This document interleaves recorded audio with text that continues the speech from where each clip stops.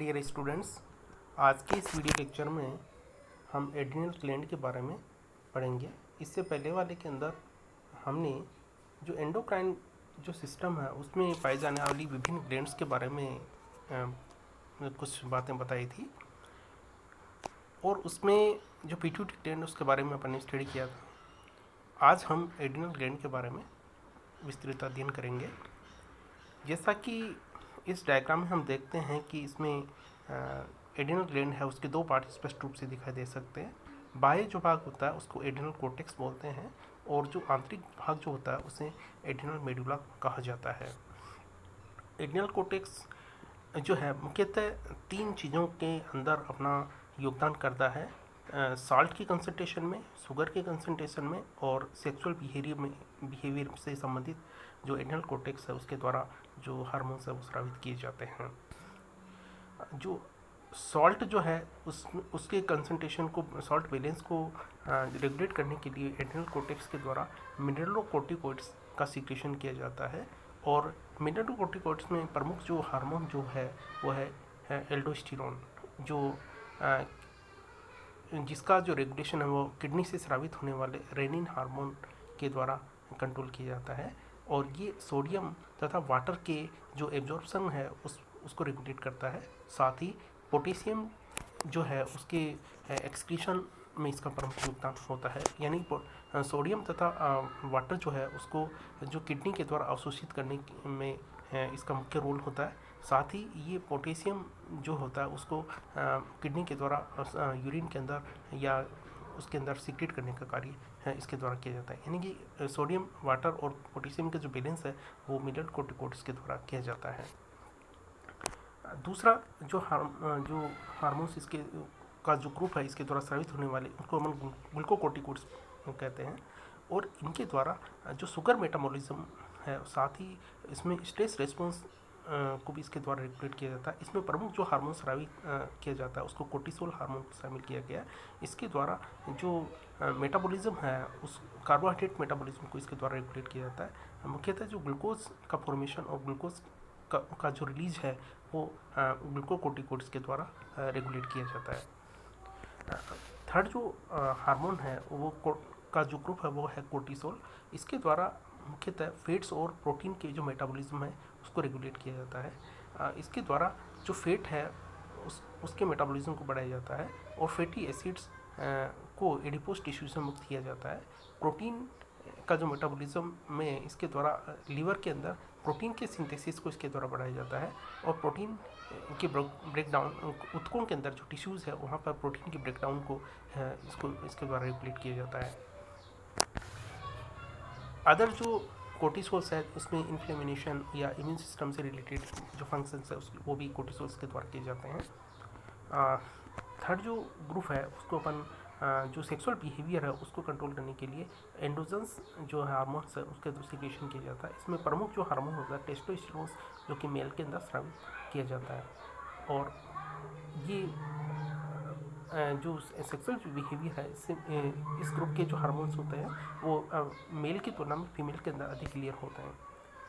देखते हैं adrenal cortex जो है उसमें जो जैसा कि मैंने बात की है अभी, इसमें जो स्रावित होने वाले जो हार्मोन्स हैं वो तीन हार्मोन्स हैं: ग्लूकोकोर्टिकॉइड्स, मिनरलोकोर्टिकॉइड्स और सेक्सुअल बिहेवियर को रेगुलेट करने वाले हार्मोन्स। तो ग्लूकोकोर्टिकॉइड्स में दो है, जो हाइड्रोकोर्टिसोन और कोर्टिकोस्टेरोन।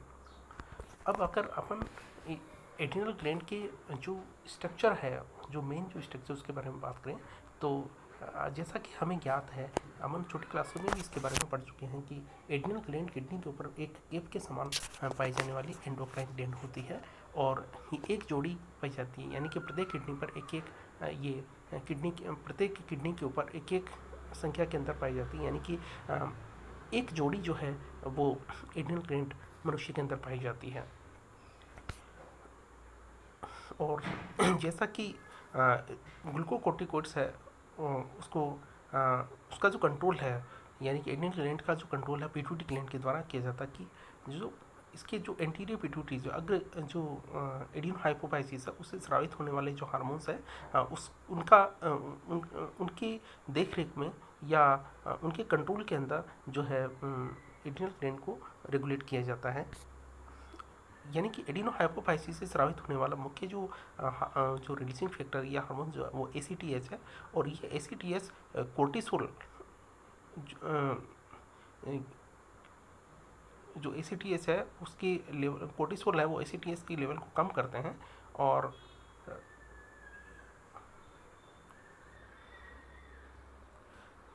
ACTH के जो को रेगुलेट करने का कार्य भी कोर्टिसोल के द्वारा किया जाता है। एड्रिनल ग्लैंड के दो भाग स्पष्ट रूप से देखे जा सकते हैं, adrenal cortex and adrenal medulla. और इन दोनों के द्वारा ही जो हार्मोन्स है उनका सिक्रीशन किया जाता है। एड्रिनल कोर्टेक्स के द्वारा कोर्टिसोल, एल्डोस्टेरोन, एंड्रोजन्स का स्रावन किया जाता है, जबकि जो मेडुला है उसके द्वारा एपिनेफ्रिन तथा नोर एपिनेफ्रिन जो हार्मोन स्रावित किए जाते हैं। एड्रिनल कोर्टेक्स से स्रावित होने वाले स्टेरॉयड हार्मोन का प्रोडक्शन किया जाता है और एड्रिनल कोर्टेक्स जो कोर्टिकोस्टेरॉयड हार्मोन्स है उनको सिंथेसिस करने का प्रमुख कार्य किया जाता है, जिसमें कि कोर्टिसोल, कोर्टिकोस्टेरोन, एंड्रोजन्स, टेस्टोस्टेरोन, एल्डोस्टेरोन इन हार्मोन्स को शामिल किया जाते हैं। और कोर्टेक्स का रेगुलेशन न्यूरो एंडोक्राइन हार्मोन के द्वारा सीक्रेशन के द्वारा किया जाता है, जो प्रमुख रूप से पिट्यूटरी ग्लैंड तथा हाइपोथैलेमस के द्वारा स्रावित होते हैं। साथ ही रेनिन एंजियोटेंसिन सिस्टम, जिसमें किडनी भी इन्वॉल्व है, वो इसको रेगुलेट करती है। एड्रिनल ग्लैंड के बारे में अगर जनरल स्टडी देखें तो ये इसके द्वारा जो मेटाबॉलिक जो प्रोसेस है उसको रेगुलेट करने का कार्य किया जाता है, अर्थात ब्लड के अंदर शुगर लेवल तथा इसमें जो इन्फ्लेमेशन को, यानी कि इन्फ्लेमेशन को इसके द्वारा रेगुलेट किया जाता है। साथ ही जो वाटर बॉडी के अंदर जो सॉल्ट तथा वाटर बैलेंस है उसको भी रेगुलेट किया जाता है। और इसके द्वारा जो संकटकालीन परिस्थितियों के अंदर फ्लाइट या फाइट जो रिस्पॉन्स है उसको भी इनके द्वारा रेगुलेट किया जाता है। और ये प्रेगनेंसी जो है उसकी मेंटेनेंस को का भी कार्य करती है। और सेक्सुअल जो मैच्योरेशन है उसको भी इसके द्वारा रेगुलेट किया जाता है, यानी कि प्यूबर्टी तक जो इन हार्मोन्स का स्रावन है प्यूबर्टी तक पहुंचाने का कार्य इनके द्वारा किया जाता है। यानी कि जो सेकेंडरी सेक्सुअल कैरेक्टर है मेल और फीमेल के अंदर उसका रेगुलेशन भी एड्रिनल ग्लैंड्स के द्वारा स्रावित होने वाले हार्मोन्स के द्वारा किया जाता है। जो एड्रिनल कोर्टेक्स के तीन भाग स्पष्ट रूप से देखे जा सकते हैं, zona glomerulosa, zona fasciculata and zona reticularis. और ये चार जो जोन है उसके अंदर डिवाइडेड होती है। और इसमें से जो इसका जो तीन जो जोन होते हैं उसका केवल 20% भाग जो है वो इस ग्लैंड की साइज़ को रेगुलेट करता है। रिमेनिंग जो 80% भाग है वो ग्लैंड की साइज़ का फीटल लाइफ के अंदर, यानी फीटल जो लाइफ है उसके अंदर इसका डेवलपमेंट होता है। Zona glomerulosa is the main site for the production of the mineralocorticoids and aldosterone, यानी कि जो ग्लोमेरुलोसा है उसके द्वारा ही जो मिनरलोकोर्टिकॉइड्स है और एल्डोस्टेरोन है उसका प्रोडक्शन किया जाता है। और एल्डोस्टेरोन जो हार्मोन है वो ब्लड प्रेशर को रेगुलेट करने का कार्य प्रमुख रूप से इसके द्वारा करता है। एड्रिनल ग्लैंड्स के द्वारा स्रावित होने वाले हार्मोन्स में यदि कमी या अधिकता हो जाए तो उसके द्वारा जो सिम्टम्स है या उसके बहुत सारी जो डिजीज़ है वो होने की संभावना होती है। मेनली तो जब हाइपर एल्डोस्टेरोनिज्म होता है, यानी कि एल्डोस्टेरोन की जो सांद्रता अगर कम मात्रा में स्रावित किया जाता है तो सोडियम तथा वाटर जो रिटेंशन है उसके ऊपर प्रमुख रूप से प्रभाव देखने को मिलता है। जो पोटेशियम जो है वो उसकी की कम कंसंट्रेशन हाइपोकैल्सीमिया हो जाता है। साथ ही नॉर्मल सीरम के अंदर प्रोटीन जो पोटेशियम का जो लेवल है उसको भी प्रभावित किया जाता है। जो हाइपर एल्डोस्टेरोनिज्म है उसको चेक करने के दो तरीके हैं। पहला तो इसमें जो यूरिन है उसके अंदर कैल्शियम की जो कंसंट्रेशन है, जो बढ़ी हुई कैल्शियम की कंसंट्रेशन है वो उस चीज़ को बताती है। साथ ही प्लाज्मा के अंदर एल्डोस्टेरोन के लेवल को भी अपन चेक करके इसके बारे में जानकारी ले सकते हैं। साथ ही CT स्कैन या EKG चेंजेस वगैरह, इन जो मेथड्स है इनके द्वारा जो एड्रिनल ग्लैंड के द्वारा स्रावित होने वाला एल्डोस्टेरोनिज्म, जो हाइपर एल्डोस्टेरोनिज्म, यानी कि जो एल्डोस्टेरोन की जो कंसंट्रेशन है या मात्रा जो है वो ज़्यादा स्रावित हो जाए तो उसके बारे में अपन इसके द्वारा पता कर सकते हैं। और हाइपर एल्डोस्टेरोनिज्म के क्या प्रभाव हम बॉडी के अंदर देखने को मिल सकते हैं। देखो, सबसे पहले तो बीपी कम हो जाएगा। Aldosterone antagonist so will be it be due to sodium, water and potassium की जो सांद्रता है उसको भी इसके द्वारा प्रभावित किया जाएगा। और सेकेंड जो भाग है जोना फेसिकुलेटा के द्वारा दो जो ग्रुप है ग्लूकोकोर्टिकोइड्स जो हार्मोन्स का जो समूह है उसको वो स्रावित किया जाता है। और इसमें कोर्टिसोल जो मनुष्य के अंदर पाया जाने वाला प्रमुख हार्मोन है जो कि जोना फेसिकुलेटा के द्वारा स्रावित किया जाता है। इसी तरीके से ACTH है, एंटीरियर पिट्यूटरी के द्वारा स्रावित होने वाला हार्मोन उसको रेगुलेट किया जाता है। रेटिकुलरिस जो है zona reticularis innermost part होता है कोर्टेक्स का, और इसके द्वारा एंडोजेंस का स्राव किया जाता है। और ये एंडोजेंस जो है मेनली सेकेंडरी सेक्सुअल जो कैरेक्टर्स है उसको रेगुलेट करते हैं। कोर्टिसोल का बॉडी के ऊपर क्या प्रभाव हो सकता है। देखो, इसमें जो प्रमुख जो प्रभाव होता है ग्लूकेगोन के ऊपर इसका प्रभाव होता है। साथ ही मेमोरी, लर्निंग तथा मूड को भी प्रभावित करते हैं। उनको न्यूरोजेनेसिस पर भी इसका प्रभाव होता है। जो स्केलेटल मसल्स है उनके ब्रेकडाउन को बढ़ा देता है। लिपोलाइसिस, कैल्शियम बैलेंस को भी प्रभावित करता है। इम्यूनो डिप्रेशन जो है वो उत्पन्न हो सकता है। सर्केडियन रिदम जो है वो प्रभावित हो सकती है।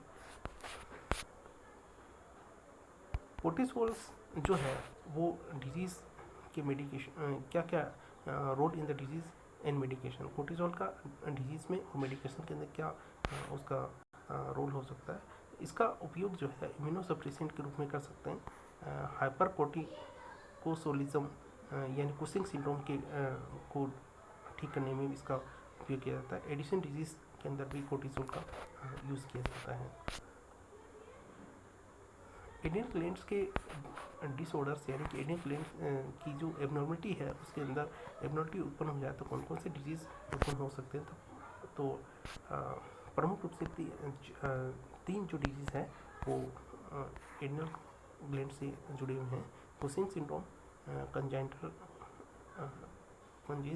एड्रिनल हाइपरप्लेसिया, पिट्यूटरी ट्यूमर्स, ये जो है वो एड्रिनल ग्लैंड के डिसऑर्डर्स के नाम से जाने जाते हैं। Thank you.